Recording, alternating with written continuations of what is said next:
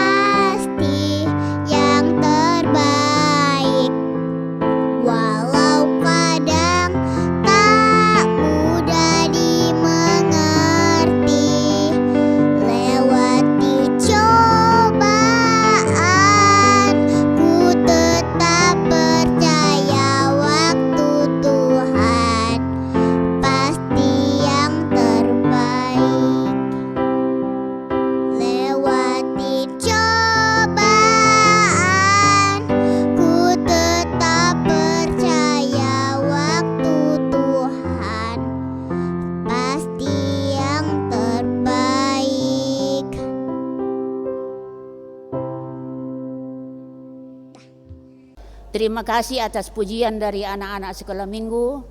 Dan sekarang kita mempersiapkan firman Tuhan yang akan kita renungkan pada malam hari ini, yaitu dari Markus pasal 2 ayat 18 sampai dengan ayat yang ke-22. Markus pasal 2 ayat 18 sampai ayat yang ke-22.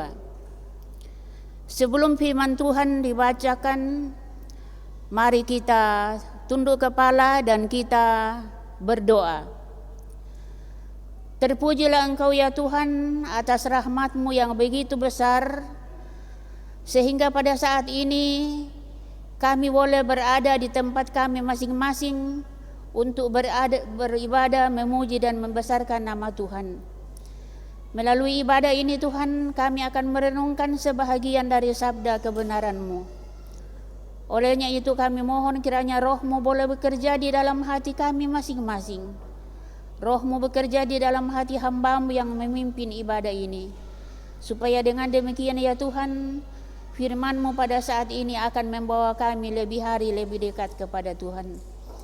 Inilah kami Tuhan, ampunilah dosa kami, karena kami sudah berdoa dalam nama Yesus yang adalah Tuhan dan Juru Selamat kami. Amin. Markus pasal 2 ayat 18 sampai 22, firman Tuhan berbunyi sebagai berikut. Hal berpuasa. Pada suatu kali ketika murid-murid Yohanes dan orang-orang Farisi sedang berpuasa, datanglah orang-orang dan mengatakan kepada Yesus, "Mengapa murid-murid Yohanes dan murid-murid orang Farisi berpuasa, tetapi murid-muridmu tidak?" Jawab Yesus kepada mereka, "Dapatkah sahabat-sahabat mempelai laki-laki berpuasa, sedang mempelai itu bersama mereka? Selama mempelai itu bersama mereka, mereka tidak dapat berpuasa. Tetapi waktunya akan datang, mempelai itu diambil dari mereka, dan pada waktu itulah mereka akan berpuasa.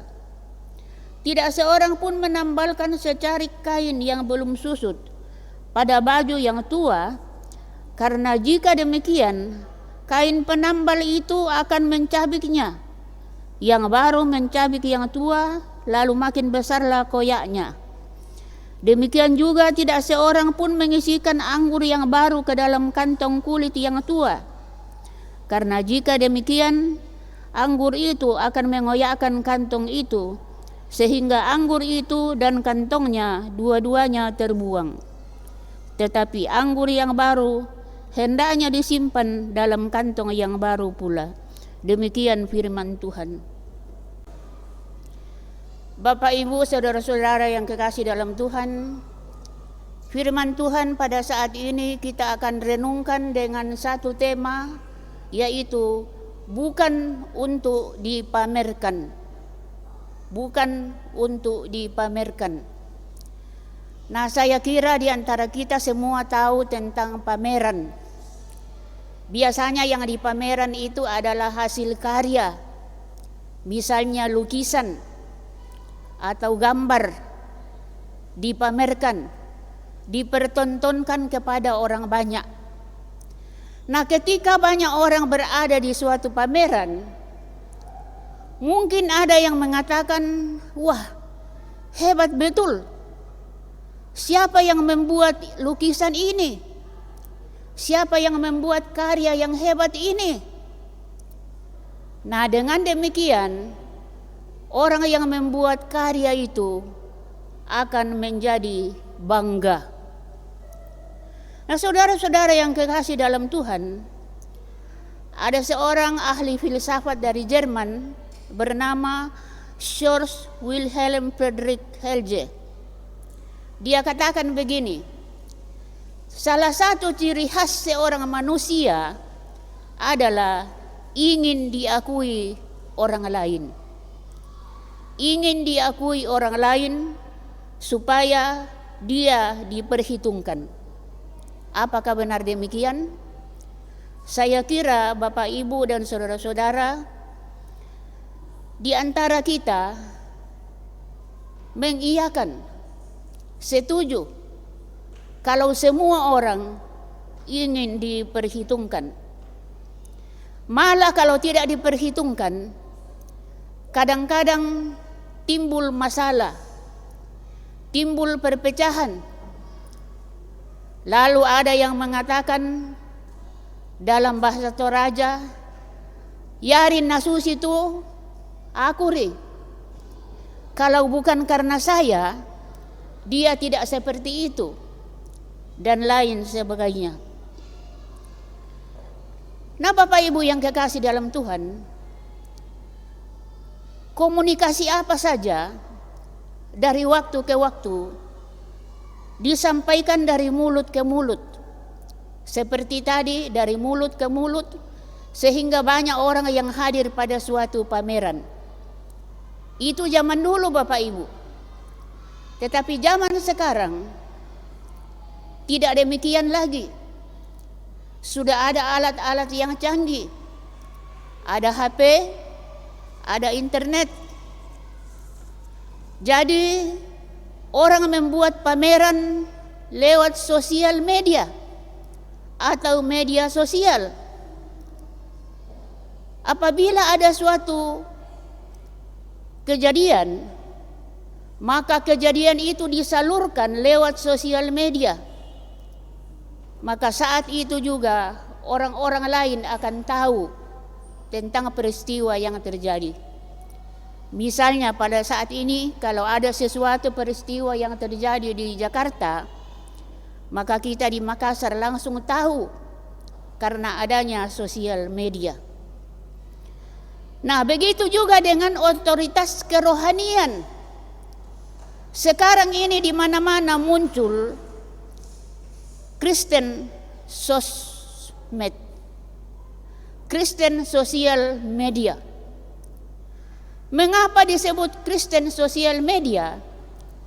Karena saat ini begitu banyak orang yang menonton aktivitas rohani lewat sosial media. Nah, kalau begitu, apa hubungannya sosial media tadi dengan pembacaan firman Tuhan melalui Markus tadi? Bapak Ibu yang kekasih, Tuhan Yesus ditanya oleh banyak orang, mengapa murid-muridmu tidak berpuasa? Sedangkan murid Yohanes berpuasa, murid orang Farisi berpuasa. Tetapi mengapa murid-muridmu tidak berpuasa? Nah, apa yang dijawab oleh Yesus? Sebenarnya Yesus tidak melarang murid-muridnya berpuasa. Ya, maka Yesus menjawab kepada orang-orang yang bertanya pada saat itu bahwa murid-murid Yohanes dan murid-murid orang Farisi berpuasa hanya untuk dipamerkan, hanya untuk diperlihatkan kepada orang lain supaya mereka dipuji. Itulah jawaban Tuhan Yesus kepada mereka. Nah, Bapak Ibu yang kekasih, Tuhan Yesus memang menganjurkan juga murid-muridnya untuk berpuasa. Tetapi berpuasa dengan hati yang bersih. Berpuasa bukan untuk dipamerkan, tetapi berpuasa pada waktu yang tepat dengan motif yang tepat dan motif yang benar. Tuhan Yesus katakan berpuasa itu adalah kegiatan rohani, tetapi jangan dilakukan hanya untuk dipamerkan supaya banyak orang yang tahu lalu kita dipuji, seperti yang dilakukan oleh murid-murid Yohanes dan murid-murid orang Farisi. Nah, ini yang dikatakan dalam bahasa Toraja diporombok. Jangan dipamerkan, tangnyala diporombok itu berpuasa. Tidak perlu kita memberitahukan atau menceritakan kepada orang lain ketika kita berpuasa. Ketika kita berpuasa, itu adalah suatu momen yang penting untuk mendekatkan diri kepada Tuhan. Ketika kita berpuasa, itu adalah suatu kesempatan kita mendekatkan diri dengan Tuhan, dan itulah yang perlu dipamerkan kepada sesama kita, yaitu mendekatkan diri dengan Tuhan. Bapak Ibu yang kekasih dalam Tuhan, Tuhan Yesus katakan berpuasa bukan sekedar aktivitas rohani, tetapi sebuah kerinduan yang benar kepada Allah. Berpuasa bukan hanya formalitas, bukan dengan kemunafikan, pura-pura berpuasa kalau tidak dilihat orang tidak berpuasa. Karena yang dilihat oleh manusia hanya bagian luar saja. Tetapi Allah melihat hati yang paling dalam. Allah melihat hati yang berorientasi dengan kemuliaan Allah. Nah, kalau begitu Bapak Ibu yang kekasih, apa yang perlu kita pamerkan? Allah atau Tuhan mengatakan kita berpuasa dengan motif yang benar. maka kita harus pamerkan bahwa saya ini sukses karena Allah. Saya ini berhasil karena Allah. Marilah kita berpuasa dengan kerendahan hati sambil mengaku dosa kita di hadapan Tuhan. Lewat berpuasa, mari kita pamerkan kerendahan hati serta kebaikan Allah dengan mengatakan, saya seperti ini karena Allah. Kalau bukan karena Allah, saya bukan apa-apa. Amin. Mari kita berdoa. Terima kasih Tuhan atas waktu yang begitu indah pada malam hari ini. Sekalipun hanya sesaat, tetapi kami sudah boleh menikmati berkat dan rahmat Tuhan. Terima kasih Tuhan atas peringatan bagi kami. Contoh yang benar bagi kami tentang cara kami berpuasa, bukan sekedar dipamerkan kepada sesama, tetapi kami berpuasa karena kami tahu bahwa kami adalah murid Tuhan. Dan ketika kami berpuasa, kami mengakui akan kebaikan Tuhan di dalam kehidupan kami masing-masing. Bapa di surga, kami membawa hidup dan kehidupan kami ke dalam tangan pengasihan Tuhan. Dari hari ke hari, dari waktu ke waktu, dalam masa-masa yang sukar seperti ini ya Tuhan, kami tetap mempertaruhkan hidup dan kehidupan kami ke dalam tangan pengasihan Tuhan. Kiranya Tuhan tetap ada di tengah-tengah kehidupan kami, tetap menolong kami, tetap memberi kami kemampuan untuk tetap berdiri teguh sebagai murid-murid Tuhan. Memberkati kami Tuhan dalam setiap aktivitas kami. Kami selaku orang tua di dalam rumah tangga kami masing-masing, mampukan kami untuk tetap memikul tanggung jawab kami dengan baik dan benar. Anak-anak cucu kami di dalam keberadaan mereka masing-masing, dalam pekerjaan mereka, bagi mereka yang sudah bekerja, yang sedang mencari pekerjaan, yang sedang menuntut ilmu, dan anak cucu yang masih kecil dalam pertumbuhan. Kiranya Tuhan juga menyertai dan memberkati mereka semua. Kami berdoa Tuhan untuk sesama kami yang sedang susah oleh karena bermacam-macam masalah yang terjadi. Kiranya Tuhan hiburkan dan kuatkan mereka. Saudara-saudara kami yang sedang berkekurangan oleh karena masalah ekonomi, kiranya Tuhan mencukupkan apa yang mereka butuhkan. Jikalau Engkau berkenan ya Tuhan, jadikanlah kami sebagai saluran berkat-Mu bagi sesama kami. Kami berdoa Tuhan untuk bangsa dan negara kami. Kami berdoa untuk pemerintah kami. Tuhan berkati mereka. Tuhan karuniakan hikmat yang cukup bagi mereka. Mampukan mereka untuk melakukan yang terbaik bagi kami semua, supaya kami selaku anak-anak Tuhan tetap mempunyai waktu untuk mendekatkan diri dengan Tuhan. Bapa di surga, inilah doa kami ya Tuhan. Inilah permohonan kami yang kurang sempurna, kiranya Tuhan sempurnakan. Karena doa ini Tuhan kami bawa kepadamu di dalam nama Yesus yang adalah Tuhan dan Juru Selamat kami yang hidup. Amin. Demikian ibadah kita pada saat ini. Terima kasih atas perhatian kita semua, baik yang ada di tempat ini maupun yang ada di rumah masing-masing. Terima kasih dan selamat malam. Shalom.